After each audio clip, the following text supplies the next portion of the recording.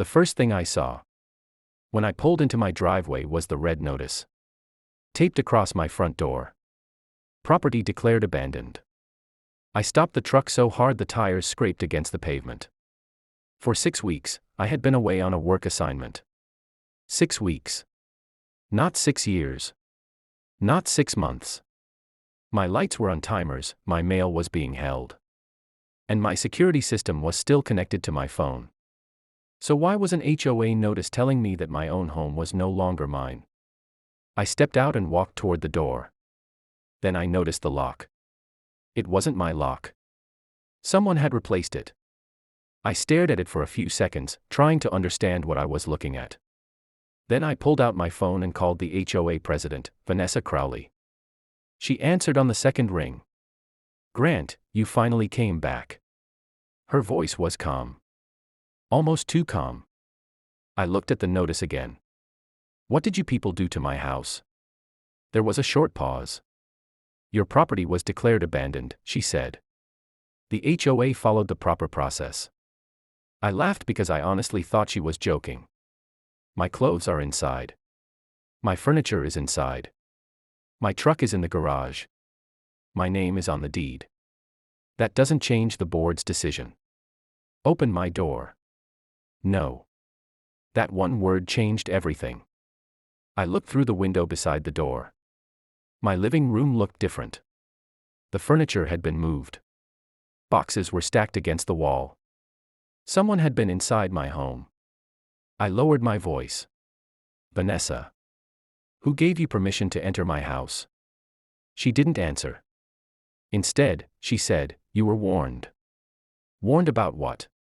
Another pause. Then she said something that made my stomach drop. "Your property is already scheduled for transfer." I looked at the date printed on the notice. The transfer was tomorrow. Tomorrow. I immediately called the sheriff's office. But before I could finish explaining, I heard a vehicle pull into my driveway. 2 men stepped out wearing dark uniforms. One of them walked toward me.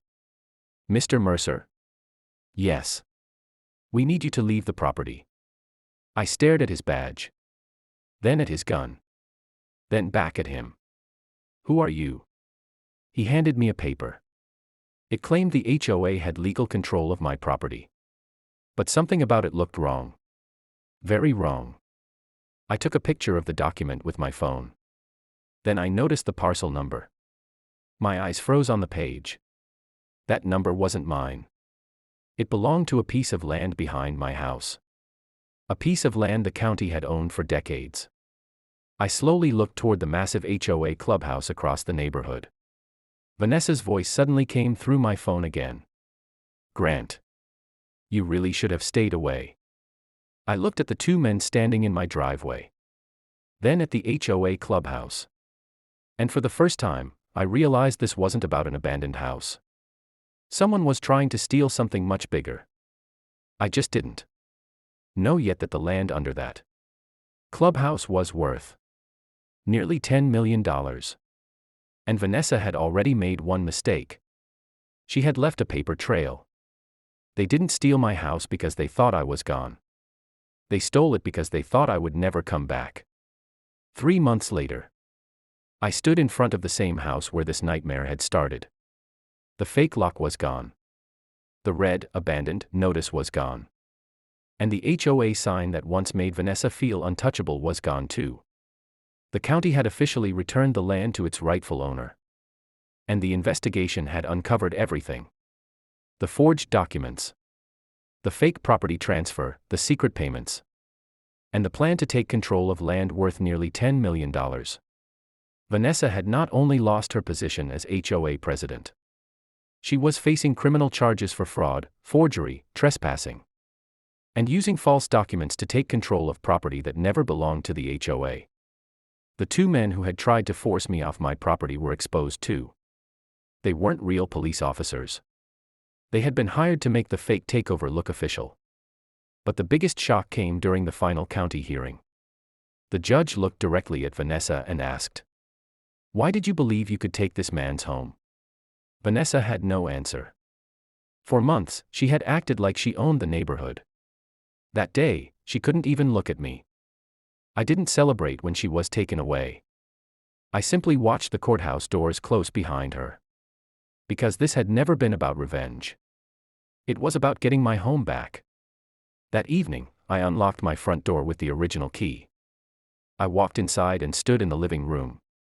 Everything felt strangely quiet. 6 weeks earlier, I had left that house believing it would still be there when I returned. Instead, I came home to find strangers inside. My property declared abandoned. And a group of people trying to steal my future.